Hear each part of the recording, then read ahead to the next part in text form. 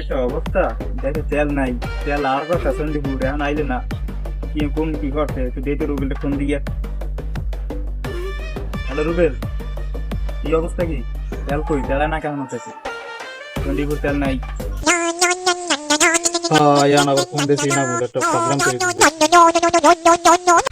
Hello, হয় আসি বাড়ির সামনে বউ আছি, আসি ব্যস্ত। তেল আনবো, হ্যাঁ তেলের ও খবর তো লাগাইছি। ওই ইরানের প্রেসিডেন্ট আয়াতুল্লাহ খামিদের ফোন দিছি, মনে করি 24 ঘন্টার মধ্যে, প্যারা নাই, 24 ঘন্টার মধ্যে তেল আইসে পাবে। ওটা আমার ফোন দেওয়া হয়েছে। আর বাংলাদেশের মানুষ এখন তেলের সংকটে ভুগতেছে, ওটাও আমি জানি। এখন আমি বাংলাদেশের মানুষদেরকে বুঝাইছি, বলছি যে প্যারা লওয়ার কিছু নেই, টেনশন নেওয়ার কিছু নেই, 24 ঘন্টা তোমরা ওয়েট করো।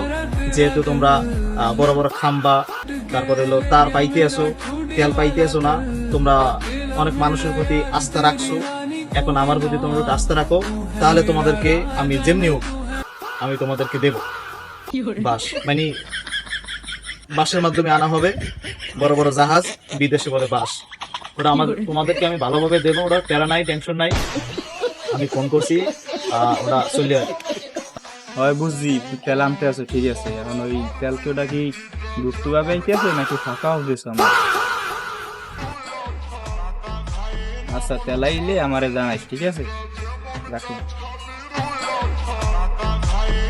আরে না না, এটা গুপ্ত ভাবে দেখা।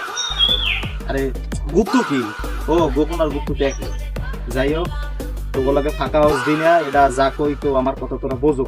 ফাঁকা হাউসের এখানে কিছু নাই। এখানে তেল আসার পরে বাংলাদেশে, তখন তোমরা আমার বিশ্বাস করবা, তখন তোমরা টেরটা পাবা যে আমার হেডমটা কোথায় আলো। এখন তোমরা বুঝবা। আচ্ছা, তেল আইলে তোমার ফোন করবো, মানে প্যারা লওয়ার কিছু নেই, ঠিক আছে?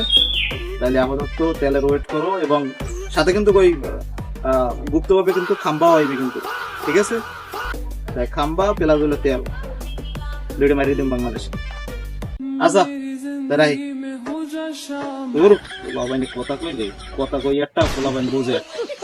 সামনে নির্বাচন দাঁড়ামো টারামো, পোলাবাইন কথা কইলে তেলাই যায়, এখন আমার পাওয়ার পর আমি কিন্তু খামিনের লোক কথা কই, আর মনে করবে আমার লাগে ইয়ে।